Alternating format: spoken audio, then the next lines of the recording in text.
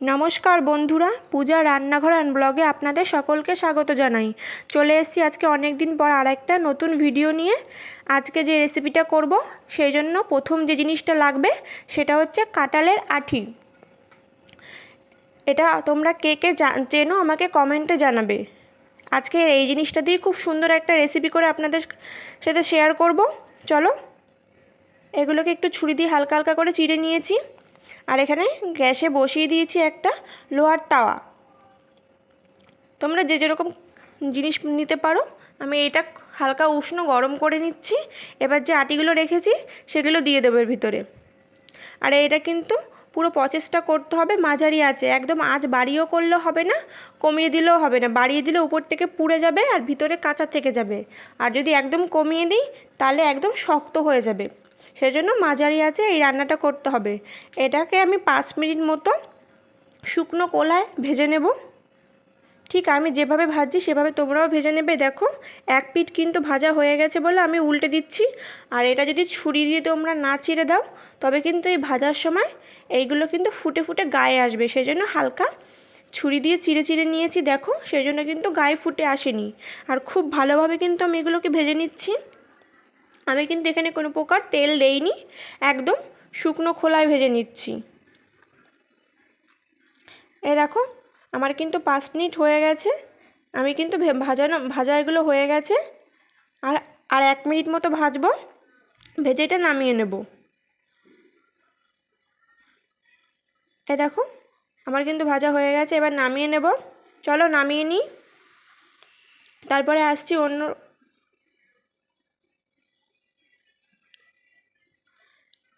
এ দেখো, নামিয়ে নিচ্ছি। এবার একটা থালার মধ্যে নামিয়ে নেব।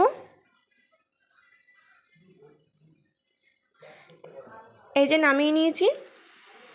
এবার এটা 1 মিনিটের জন্য রেখে দেবো। এখন খুবই গরম আছে, সেই জন্য এখনই এটা হাত দেবো না। এই যে চাটুটা যে রেখেছিলাম সেই চাটুতেই দিয়ে দেবো কয়েকটা শুকনো লঙ্কা। যে যেরকম ঝাল খাবেন সেই পরিমাণে দেবেন। আর এটা কিন্তু একটু ঝালই ভালো লাগবে, সেই জন্য আমি 5টা শুকনো লঙ্কা দিয়েছি, ঝাল লঙ্কা। আর এখানে কেটে নিয়েছি 2টো বড় সাইজের পেঁয়াজ। আজকের উপকরণ এইগুলোই, আর কিছুই লাগবে না। চলুন, 1 মিনিট হয়ে গেছে। এবার হাতের সাহায্যে এই যে খোসাটা সেটা ছাড়িয়ে নেব। ঠিক এভাবে ছাড়িয়ে নিচ্ছি। দেখুন, এই যে সমস্ত খোসা ছাড়ানো হয়ে গেছে। আর এগুলো কিন্তু আমি খুব ভালো করে ধুয়ে নিয়েছি। আমি যখন ভেজেছিলাম তখন কিন্তু এটা ধুইনি, এখন ধুয়ে নিয়েছি। ধুয়ে একটা প্লেটে নিয়ে নিয়েছি। আর নিয়ে নিয়েছি যে পেঁয়াজগুলো কুচিয়ে রেখেছিলাম সেই পেঁয়াজগুলোও নিয়ে নিয়েছি। আর শুকনো লঙ্কা যে তেলে নিয়েছি সেটাও নিয়ে নিয়েছি। এই রেসিপির জন্য কিন্তু শুকনো লঙ্কা ভেজে নিলে হবে না তেলে, শুকনো খোলাতেই ভেজে নিতে হবে। আর লবণ নিয়েছি। এবার চলে এসেছি শিলনোড়ার কাছে। এইটা কিন্তু শিল পাটায় বাটলেই খুব টেস্টি হয়। অনেকে মিক্সিতে বাটে, কিন্তু ততটা ভালো লাগে না খেতে। শিলপাটা বাটলেই বেশি টেস্টি হয় খেতে। চলুন, প্রথমে শিলপাটায় নিয়ে নিয়েছি যে লবণটা রেখেছিলাম আর শুকনো লঙ্কাটা আর পেঁয়াজটা, এটা প্রথমে বেটে নেব। চলুন, ক্যামেরা চলে গেছে আমার ছেলের হাতে। ও বলছে আমি একটু ক্যামেরা করব, সেই জন্য ওর কাছে দিয়ে দিলাম। এই যে আমি এই মশলাটা প্রথমে বেটে নিচ্ছি, পেঁয়াজ, শুকনো লঙ্কা আর লবণ। এটা খুব ভালোভাবে বাটা হয়ে গেছে। এবার যে ওই যে কাঁঠালের আটিগুলো রেখেছি সেটা এবার শিলের উপরে দিয়ে দেব। এই দেখুন, এটা দিয়ে দিয়েছি।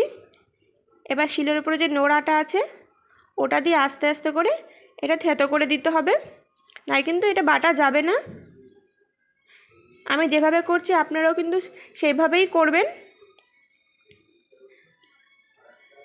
আর আপনারা কে কীভাবে করেন এই রেসিপিটা সেটাও আমাকে কমেন্ট বক্সে জানাবেন। আমি যেভাবে করি আপনাদের সাথে সেভাবেই শেয়ার করলাম। এই দেখুন, সমস্ত কিন্তু থেতো করা হয়ে গেছে।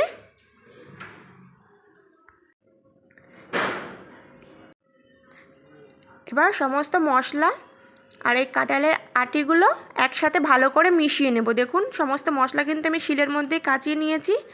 আর এই যে আটিগুলো থেতো করেছি এটাও খুব ভালোভাবে মিশিয়ে নিচ্ছি।